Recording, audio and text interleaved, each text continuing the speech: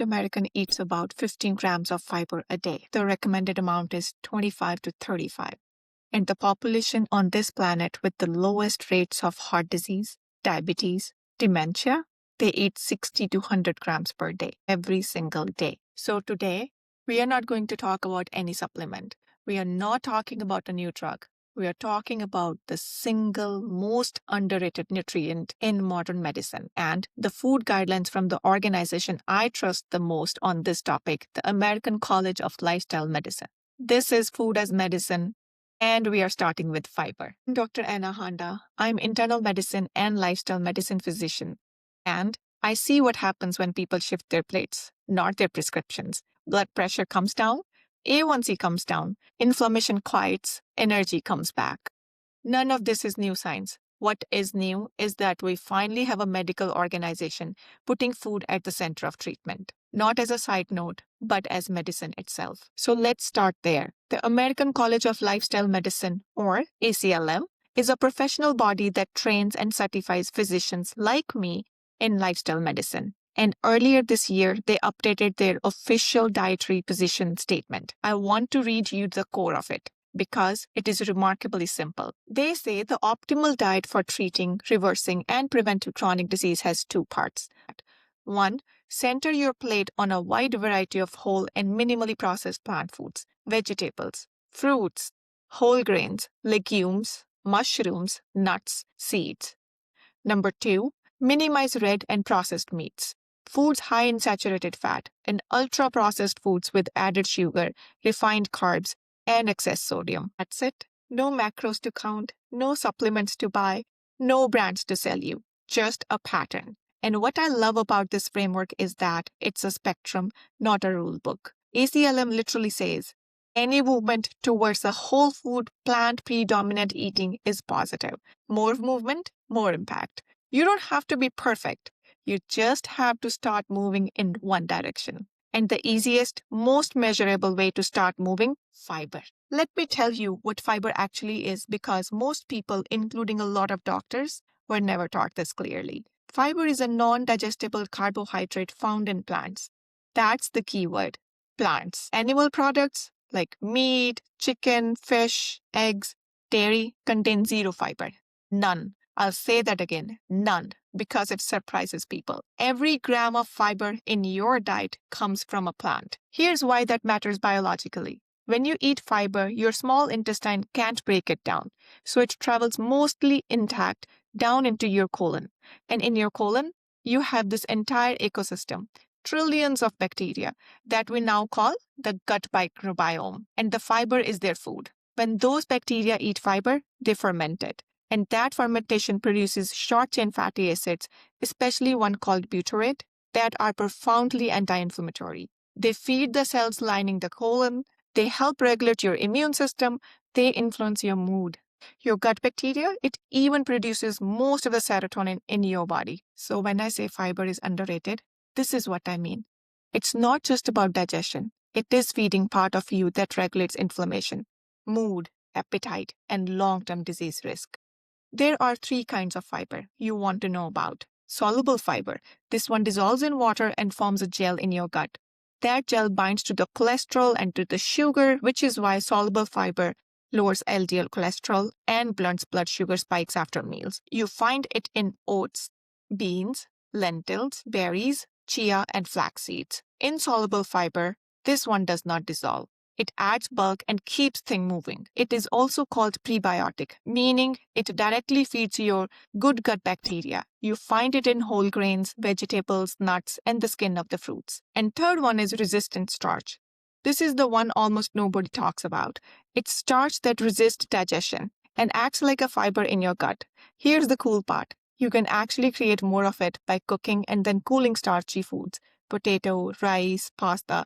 Cook them, refrigerate them overnight, and their resistant starch content goes up significantly. And if you want single highest leverage food on earth for fiber, legumes, beans, lentils, chickpeas, split peas, half a cup of cooked beans gives you roughly 7 to 8 grams of fiber.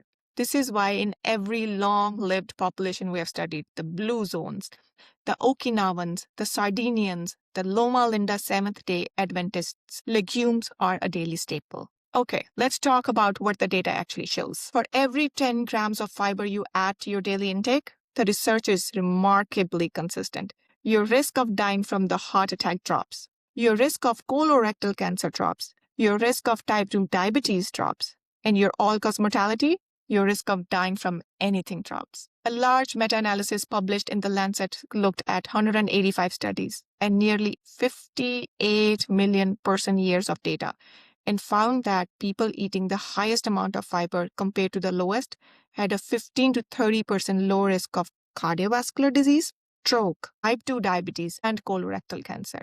There is almost nothing in modern medicine, no medication, no supplement with that kind of effect size across that many diseases. And it's a food. One more thing I want you to hear. The short-chain fatty acids your gut bacteria make from the fiber has been shown in lab studies to trigger programmed cell death in colon cancer cells while leaving healthy cells alone. That's not a supplement claim. That's your own biology, running on a fuel you give it. Now, I have to talk about this because every patient asks me, GLP-1 drugs, Ozempic, Wegovy, Mounjaro, everyone is on them, talking about them, or afraid of them. Here's what most people don't realize. Your body already makes GLP-1. It's a hormone your lower intestine releases when food reaches it. And the GLP-1 tells your brain you're full, slows down digestion, and helps regulate blood sugar. And here's what activates it naturally. Intact plant cell walls, whole foods with the fiber still in them, so that nutrients are released slowly further down the gut, reaching those GLP-1 producing cells. Highly processed foods, animal products, they get absorbed early and high in the small intestine, so you get very little GLP-1 signals. Your brain never quite gets the memo that you are full. I'm not telling you to not take GLP-1 medication if your doctor prescribed it. I prescribe them too, but I'm telling you, fiber is, in the most literal sense, how your body makes its own version, and it's free. So let's make this practical, because eat more fiber is useless advice if I don't show you how. Start with breakfast. Swap cereal or a pastry for oats. Add berries, ground flax, chia seeds to it. That's 10 to 15 grams right there. Add beans or lentils to one meal a day. A half cup of soup, a scoop on the top of salad, blend it into sauce. 7 to 8 grams, just like that. Make half your plate vegetables at lunch and dinner. Any vegetables, roasted, raw, steamed, whatever you will actually eat. Eat the whole fruit, not the juice. An apple has 4 grams of fiber. Apple juice, 0. And here's the one I see people miss. Go slowly. If you jump from 15 to 40 grams of fiber overnight, your gut will protest. Bloating, gas, discomfort. Your microbiome needs weeks, not days to adapt. Add about 5 grams per week. Drink more water. Give it a month. And please, don't rely on a fiber supplement to replace whole foods. A scoop of psyllium can help in specific cases, and I do sometimes recommend it. But it does not replace the synergy of whole food, the vitamins, the polyphenols, the phytonutrients, the cell wall structure that slows absorption. The food is the medicine. Here's what I want you to take from today. 1. The ACLM framework is not a diet. It's a direction. Whole plants at the center, ultra-processed foods at the very edge. Number 2.